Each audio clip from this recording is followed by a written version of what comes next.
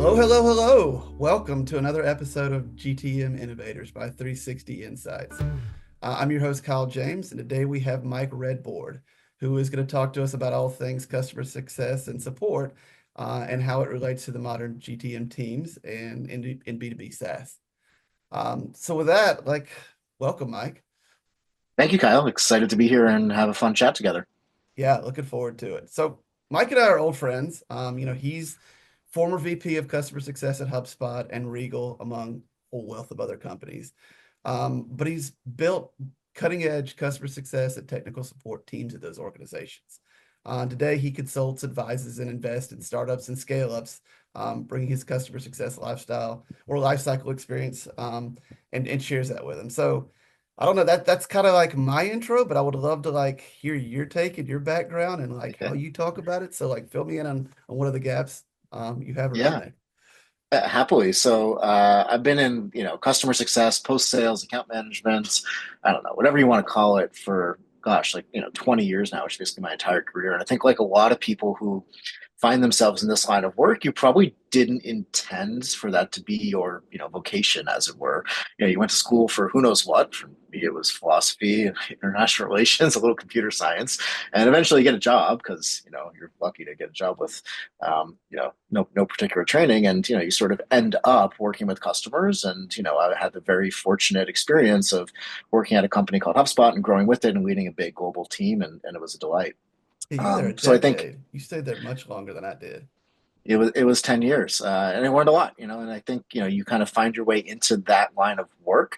And if you enjoy working with people and you like working with the subject matter that, customers are using, whether it's a product or or a data product or an AI product, whatever it is, then it's a great place to be. So for me, I've always loved, working with the human factors and combining it with the sort of software and data stuff is really my thing. It's been a joy. I will share one fun fact.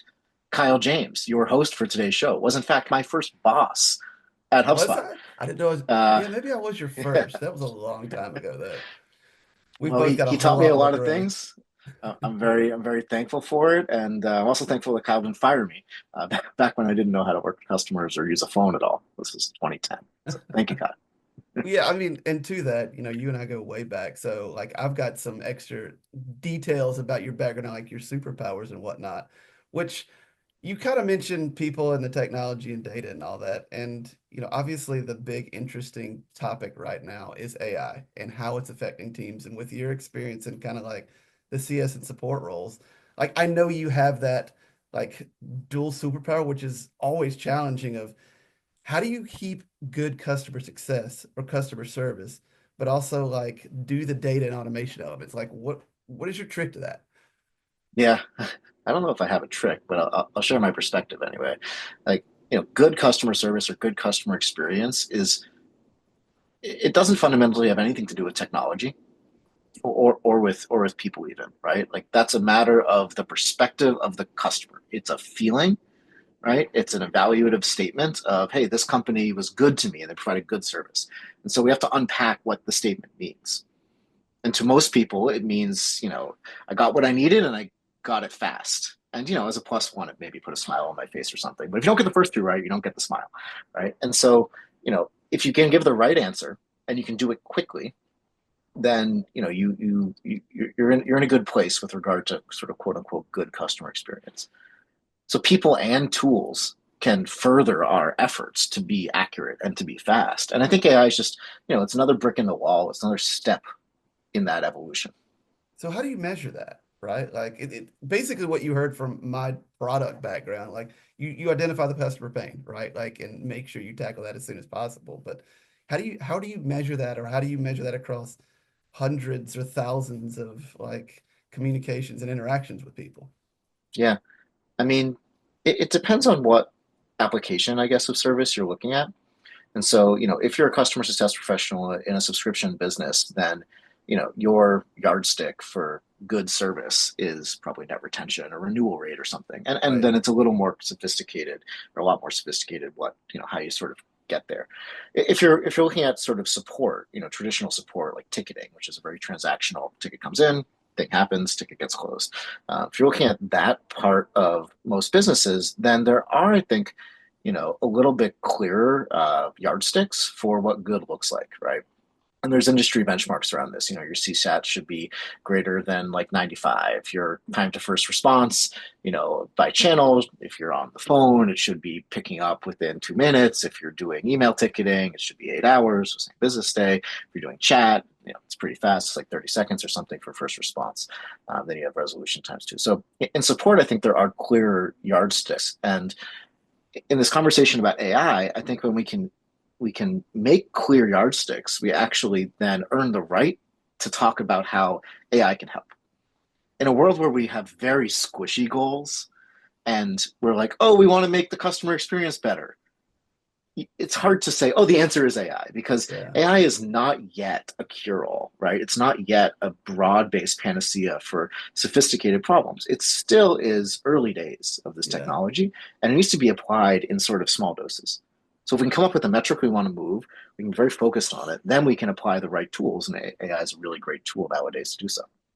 Uh, Give me an example. I'd love to have an example of like something that you're like working with somebody on now Yeah, that's like doing that, right? Like people could always understand tangible stories. yeah. So startup of about I don't know 20, 22 folks nowadays. Small post sales team, small everything team, Yeah, Series A totally. business, and they get a fair number of support tickets, like I think every startup does, because your product's early and you're trying to figure stuff out. Some of those tickets are what I'll call novel, right? They're things that we haven't seen before, or it's like a brand new feature and the customer just used it and they found a bug or something. It's novel, right? Hmm. But some other percentage, and as a startup, that percentage starts small and grows over time, is a percentage of tickets that are you've seen before, that are repeatable and you've already answered. And there's a variation on a theme, but it's all ice cream, whether it's vanilla or chocolate chip or caramel swirl.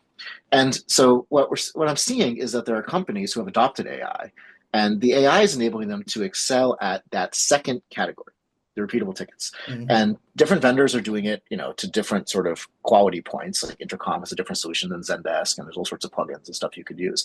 But if you can find something that works for you, you can meaningfully reduce the amount of human effort you need to apply on that second category, which is very repeatable work.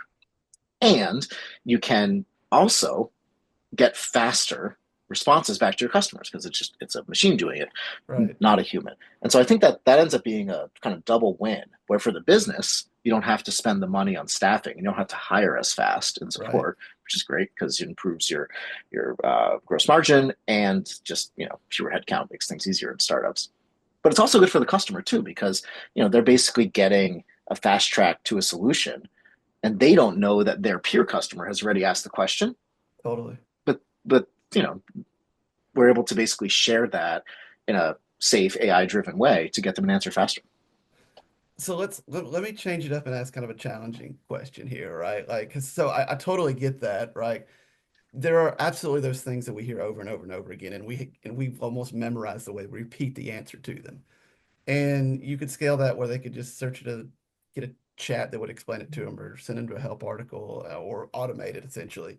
But like part of that too is like if those things come up over and over and over again, fixing the product or build a workflow or a wizard or something to do it. And like, how do you find that balance of when to like go bang on the door of product and engineering to, hey, fix this thing needs to get better versus just like, you know what, I don't want to bother them. We're just going to do it this way. Yeah, I think it's a yes and not an either or. Mm, Like if you're getting if you're getting questions about a particular feature in your product because nobody understands how to use it, you should both like understand the customer perspective, user perspective, do the research, do the product motion, like ship code to make the thing better. yeah. And you should write documentation so that folks who are committed and want to go that route can use it better. And you should have support, and you can imbue AI in it if it also helps you achieve your kind of customer service goals to help people when they, I don't know, can't figure out the documentation or prefer to talk to a person rather than search docs. So to me, it's all three. Yeah, I'll say that the AI elements, you know, do change the game a little bit from an operations standpoint in support. sure. So in a traditional environment, you're looking at the amount of time, the number of basically conglomerate minutes your support team is spending on a particular issue type. So you have your categories, and you're like, oh, the team is spending all their time on this weird integration. We should really make that better in order to improve the efficiency and support. So that still applies. That's still a valid type of analysis. Right, But right. with AI, the new type of analysis is a more customer centric one, where it's not about the minutes your support team is spending, but it's about the effort that your customers are spending. And so Yeah. you have to kind of look at your ticket volumes by category. And even if the AI is like solving all of it, you still have to respect the fact that the customer stubbed their toe on that feature and it needs work. Yeah. Yeah. And because we've talked a little bit about how to use AI in these different things. To me, I've started breaking out AI usage by companies and like internal optimization and efficiencies versus like how are we engaging with the consumer and how are they like can we do this in a way that is maybe automated but doesn't feel and look automated? And what we're talking about is kind of doing both of those, right? With this flow. Like, do you find like I hear a lot of people say like start with the efficiencies before you start rolling that out externally, but it sounds like this is a great way to like start tipping the toes and like being able to communicate and share that stuff in a mass commuted automated way. Is that right way to think about it, you think? I would be reluctant to roll out kind of broad-based AI to your customers without, kind of having a human in the loop at Yeah. the beginning, right? And so what does that mean in practice? It means using the identical AI to sort of pre-write your answers to a support ticket. So support ticket comes in, I as the support rep, I'm going to look at it. The AI is writing it, and I'm sort of sense checking. Does this answer make sense? And I say, yeah, sure, ship it. And if the AI then is good, whatever it is, you have some benchmark 90 Yeah. plus or 85% plus of the time, then your humans handle the exceptions if the AI gets it wrong, and you're willing to accept a little bit of friction as you kind of make the AI better. Got it. Um, So there's kind of that, like that a said, check in place. It's kind of like it's a there guardrail is of like we're reviewing this before we hit the submit button. totally, and I think Yeah. human in the loop when you are kind of wading into the waters of AI is a really smart way to do it. But that said, some of these solutions nowadays are like good enough that the human in the loop period doesn't need to be very long. If you do it Mhm. for a week and you see 100 examples of an AI doing it perfectly out of 100, well, then you're ready to sort of remove the human from the loop and let the AI do its thing. Yeah, yeah. Speed to market, like the customer gets answers faster and they're not waiting on us to like proof it and read it. Yeah, It's exactly. interesting. It's interesting. Um, where do you think this stuff goes? Right? Like, we just heard last week some of the reports coming out of CES that they're already thinking about like physical AI when what we're talking about isn't even the agentic stuff yet. And I don't know how nerdy we're getting and like futuristic, but like this is the stuff that's super interesting. Like, how do you implement this, but also know what is the shelf life? Like, is this something we can use and is it going to still be the same in even 2 or 3 years from now, much less 6, 8 months, right? Yeah, I got you. I think 2 or 3 years, like the world will change again and again. We're probably, 2 or 3 rotations, Yeah, by 2028 or whatever, right? So I think, the things that you use today, you should implement, make your numbers better, hit your goals faster, but also continually be looking for the better thing. And I think, there are companies that are sort of, if there's a company that's founded today in 2025, that company is going to have certain structural advantages. When they look out at the market of tools, they can buy and use and test things from today onwards, and they don't have any kind of historical baggage. Whereas a company that was founded 5 years ago, they looked at was the market in 2020, and man, it was very different. AI was a yeah, totally different world, right? And so they are sort of retrofitting and trying to catch up. So I think there are real structural advantages to founding a company today that can use the best of AI, but that will also be the case 2 or 3 years from now because then they'll be able to use the best and most modern. yeah. So let me put you on the spot a little bit, right? Like, because I know you work with multiple companies. Do you come in with like your preferred stack that you come in and recommend of like how you want them to do, customer success? It could be account management, it could be onboarding, it could be support. Like, do you have kind of a preferred stack that you roll out and like get people trained up on, or is it more of like find the right fit to the company? It's much more the latter for me. I suppose I have preferred processes, and I'm sort of people and process first, and technology fits in and supports those. And I just think the technological application is very, very different by company because the customer experience is truly unique by company. Like that's the definition of companies. Your customers are different. Yeah. And so if you're a, really high volume shop that's selling something, like for one-time use, not on a subscription basis and whatever, like, your post-sale process is going to be very different. And, your customers' tolerance and sort of the needs for service are also going to be very different. Whereas if you're Oracle, right? You're selling a giant implementation, huge sales cycles, and multi-year contracts. It's just a very, very different process and people, and therefore a very different set of tools that should probably be employed. Doesn't mean there isn't overlap, right? It doesn't mean that you shouldn't be using AI to help with tickets, like we were talking about, but Mhm. that might just not be top of the list, for an Oracle versus somebody selling single use item online. Yeah. And like, what do you recommend to, CS support, account management leaders and professionals? Like, how do you recommend they get up to speed with this stuff and get Yeah. comfortable with it and like make decisions on what tools to use going forward, right? Like, is it just get in and play, or do you have like, I mean, I think that's actually a legitimately challenging thing yeah, nowadays. So, if you're a head of customer success at a Series A or B startup, you got a lot going on, yeah, right? You yeah, got the board, you got a CEO, you got a co-founder, like, you got customers, fires to put out, whatever. Those problems structurally are this sort of the same as they ever were. Those have probably been the same for sure, 20 plus years, 30 plus years.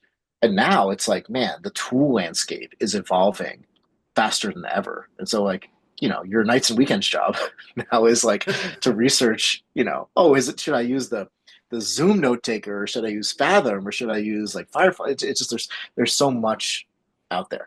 And so I think that as a leader, you need to be picky and need to be strategic in thinking about what tools would help you hit your goals faster. This is back to the thing we were talking about at the very beginning. yeah, Start with your yeah, process, start with your goals, start with your customer, and then choose, all right, we need to make this thing better. And it feels like this is a good application of Gen AI. We need to, like go after this problem really hard. It's the strategic priority for the department. How can AI help us? And I think if you take it tops down like that, rather than bottoms up and sort of responding to any AI SDR that goes into your inbox or the next thing you see on LinkedIn, um, you won't spin your wheels as much because there's just so much out there. It's a full-time job just to like explore the landscape. And in fact, there are people whose job that is to map the landscape. But what will work for you is going to be, unique to your business and to your customers. yeah, yeah. I got a feeling we're probably going to see more of that, right? Like every company is going to have like a full-time person who's just you keep on touch with the newest technology, like in a way that we've never seen before, right? Like historically, it's like that was Yeah, IT's job, but now it's almost like a specialist that's focused on just and gosh, there's different kinds of AI that do different things. totally. I do think this is a place where external folks can be helpful to your if you're a founder or you're a head of a certain function, like by working with peers and sort of pattern matching. Hey, what are you using? Oh, I heard this tool come up 5 times. I think that's good. Asking your folks on your board who maybe see Hmm. across multiple companies. They might have some bias in there if they're investors and something, but still, like if something's working, it's worth checking out. And so think about how you can skip the line and shortcut a little bit, so you don't have to just like Google like AI note taking things or like OS perplexity, like tell me what these are, because Yeah, that's really the long road. yeah. Well, and I think we've seen definitely in the last decade, right, as more and more SaaS has been adopted by companies, right? This growth of like how many different tools you use, right? And I think it feels like just in the last few years, companies have started getting control of that a little bit, right? Where they're starting to reel in some of the, you know what, you don't need Canva because we've got Figma right here, and we don't need two different SKUs in our, the finance is complaining about or whatever. But Yeah, now, like, we're hit that S curve, and is it about to grow again? I think it's ricocheting back the other direction. Like the last maybe 8 to 12 months. Like this is a sort of recent phenomenon. Like the proliferation of AI imbued tools that are, I would say, next generation is just like so fast. Yeah, And these are both startups, by the way, and established players. And I think in particular from the established players, this might be a bit of a cynical perspective, but especially from the established players, it's hard to tell what's fluff and what's real. Sure. because they have so much marketing muscle that when they bring something to market, like you're going to hear about it. They're going to have good case studies because they found, a customer for whom it works. That you need to be like again picky and work your network. I think to figure out what's going to work for you. In the era of going to G2 and saying like, oh, top app in this category, like we all know that's kind of done. And I think you need to be skeptical of established players and open minded to new ones in this moment. All right, so let's do a little plug. Like I know you're spending a lot more time playing around with the Agent AI team. So y'all are probably seeing a lot of stuff being built in interesting ways. It's kind of, and I think most of that's probably people building on top of HubSpot, right? And kind of thinking how they leverage it with workflows and stuff that's beyond the system. But, you know, are you seeing anything that's like really blown your mind or something that's just like revolutionizing, or is it more of like incremental steps still? Yeah. So for context, Agent.ai is like a general purpose AI marketplace for agentic solutions. So go make a thing. It Yeah. can be lifestyle. I made one for like my daughter, bedtime story reader, right? Makes up a new bedtime story, gives inputs. But it can also be, for, kind of revenue professionals and HubSpot or Salesforce or whatever it is. So I'll tell you the things that have been surprising about what we've seen created and used. The most surprising thing to me is that the most popular AI agents are number one, very simple. It's like one prompt or maybe two in a basic chain of thought. Like it's Hmm. not the really complex stuff that you're reading about if you're subscribed to like blogs or really in this. It's simple stuff that number two feels more like a web app than Mm, AI. So it's less about a chat interface, certainly not the new like, OpenAI voice thing. It's not synesthesia with video, right? It's like drop down, output. And then yeah. maybe another drop down or, kind of reiterating the output. And I think that, those two things, are testament to the fact that the technology has moved really, really fast and the capabilities are crazy. And if you're in this all day, you're like, you're living in the future. But for mere mortals, for the average human being, that is sitting in front of a computer trying to do a job, their mental model has not shifted. Yeah. So they're still looking for kind of an app that does a thing. It's just that now the capabilities of apps are more sophisticated. I can give it, 100-page research paper and it Right. gives me back what I need. Whereas before I had to, buy a solution for that and pay a bunch of money. Now that's gone to free.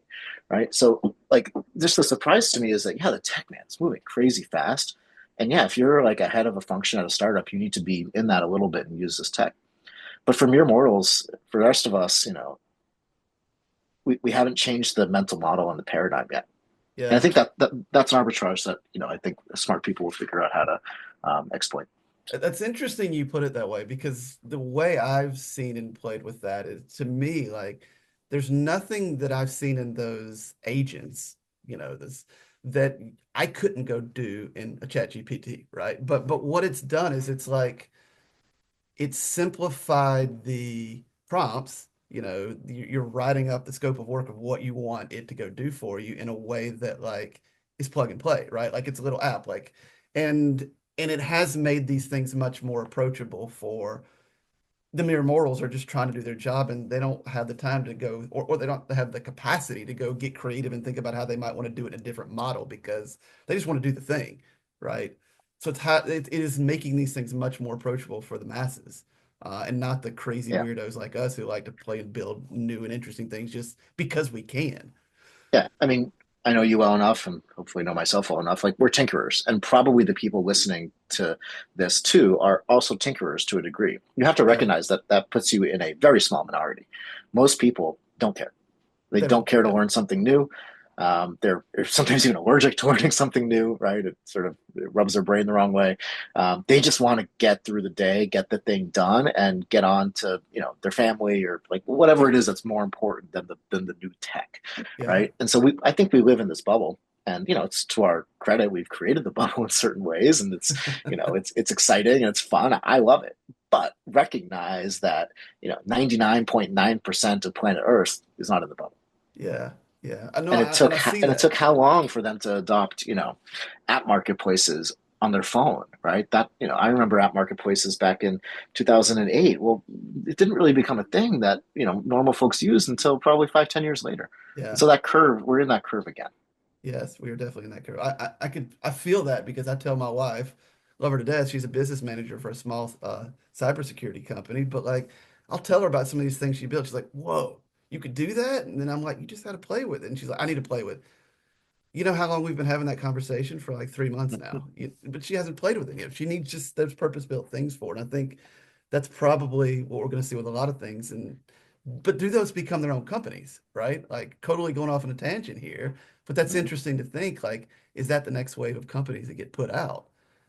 Is these little, the next wave of like apps these integrated apps in large ecosystems, they're just AI backends on them. Yeah, Um, I mean, I think you heard this from CEO of Microsoft, right? SaaS is dead. And what he actually meant was that the sort of incremental value of new SaaS and the speed to which you can redevelop existing SaaS is going to zero. It's getting yeah, compressed rapidly. And so, to your question, are these things the next generation of companies? Well, like maybe, but also they're just foremost going to replace the last generation of companies that are no longer defensible. If your moat was just that you had a lot of code and it took a while to rebuild it, that moat is getting eroded. sure, And the enemy is at the gates, right? The sure. enemy is AI, and probably an aging cloud that's going to eventually put you out of business. It won't happen in 2025. These SaaS businesses are durable, as recurring revenue, whatever. But if I was going to start a company today, I certainly would look for the AI angle, not just pure SaaS, because the speed to redevelopment or speed to replacement of pure SaaS so fast.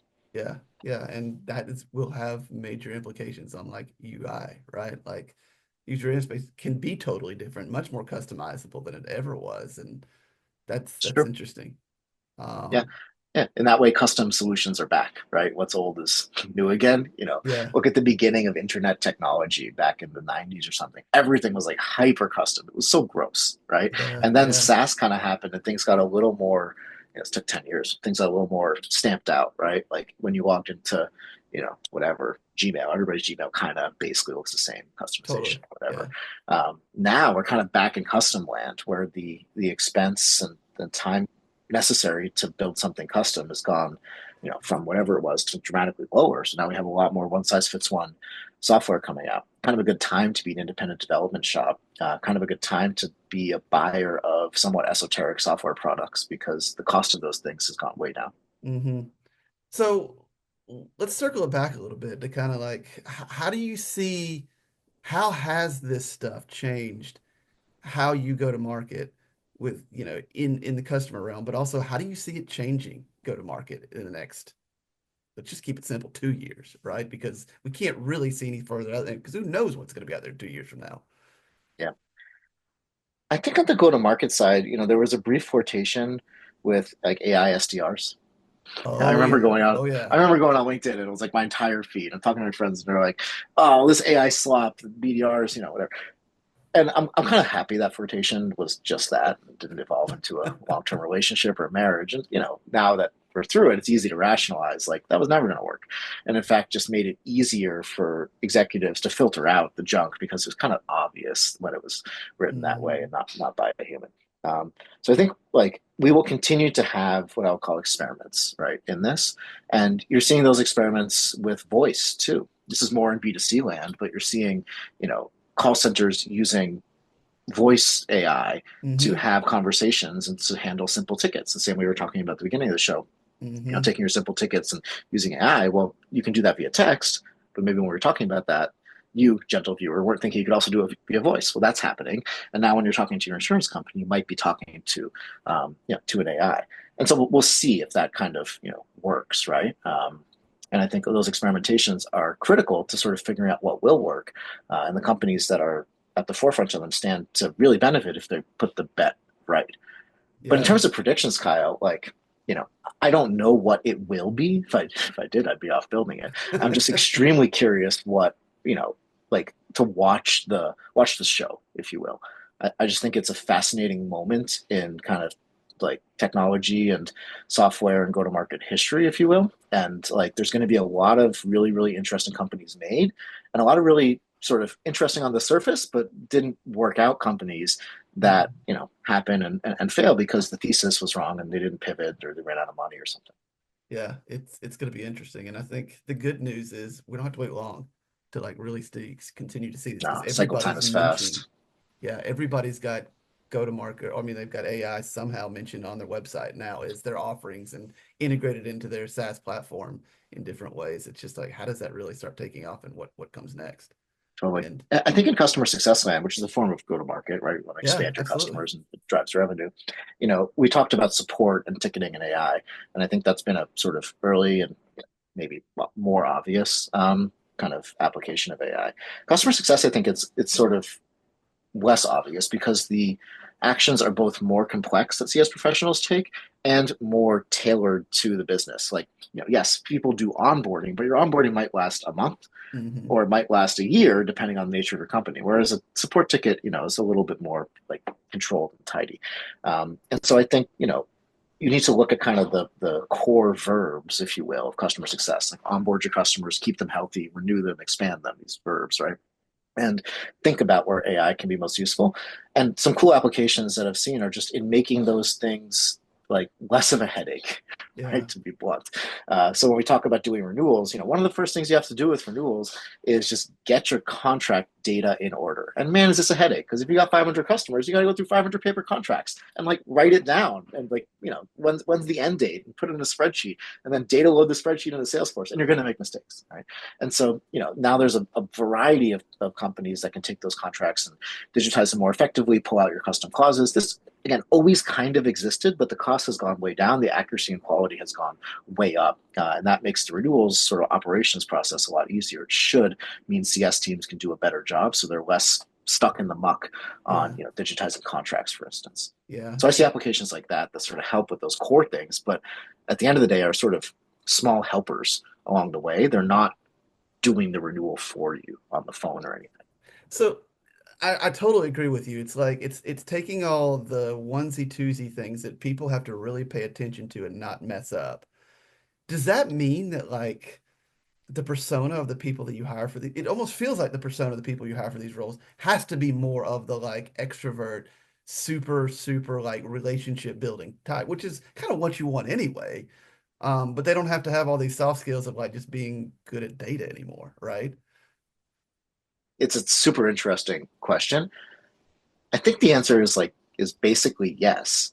If you look at startups and CS teams in startups, they tend to be generalists because they got to do a little bit of technical support, a little bit of kind of product management, Yeah. some onboarding, like whatever. They got to do renewals. They have to go fly out and go to a baseball game, have steak, whatever.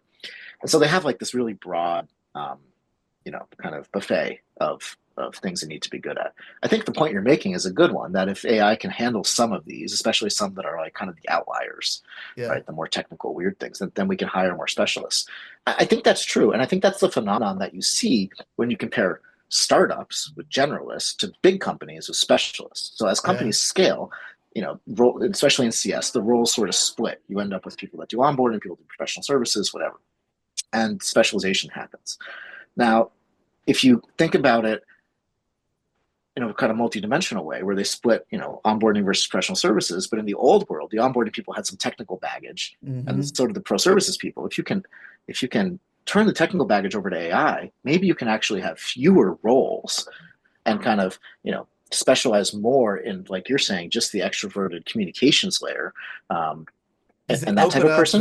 does it open up the That would be JV to great. be able to hire like the Walmart greeter almost? Like like I don't want to go that extreme, but right, but like Yeah. that's pretty Well, interesting if that's where it can get to. I mean, ideally, if you follow the sort of theory here, which is, maybe not, it would allow bigger companies to have fewer touch points for customers because each human that works at the bigger company would not need to have as many skills, Yeah. right? And they could instead learn more processes that they could do both onboarding and renewals or something like that. And that would be a terrific, evolution of customer success for large companies. And for smaller companies, I think they could really they could accelerate their move faster away from kind of generalists who are a little technical, a little good at renewals, a little good at commercials, a little good at customer stuff, and they could sort of work on those latter ones. And I think that would also be good you know for their customers and for their revenue. That's So that's an fascinating. optimistic take. Yeah. That's super fascinating to think about that. Well, I don't want to keep you too long, Mike. This has been fantastic. Thanks for joining today. It's incredible, insightful, and I'm sure this will be something the audience and all goes back and sit on. But you know, kind of coming back to you, like, um, how can people follow you? How can people help you? And what's the best way to kind of plug whatever you want? Yeah, I mean, the thing that would help me if you made it this far in the show and you're still listening and you agree or disagree or had a feeling about a thing, like let me know, let Kyle know. Love to hear your opinions. This is an ongoing conversation and it's moving fast. So hit me up, just Mike@redboard.com. Send me an email. It's old school, but it works. There you go. Or hit me up on LinkedIn, and it'd be a fun chat to have. If you are an operator at an early stage, Series A, Series B startup, and you feel like you're in a kind of key moment of your company's evolution, and you think I could be a useful helper along the way, hit me up. It'd be fun to talk about this stuff more. Awesome. Awesome. So to all the audience out there, if you enjoyed this episode, please subscribe, share, leave a review, and feel free to reach out. We're happy to be happy to curious what other topics or suggestions you have. And if you got a guest or somebody that you want us to talk to, please let us know. And thanks for tuning in, and we'll be back next week with another go-to-market innovator. And until then, keep growing, everybody.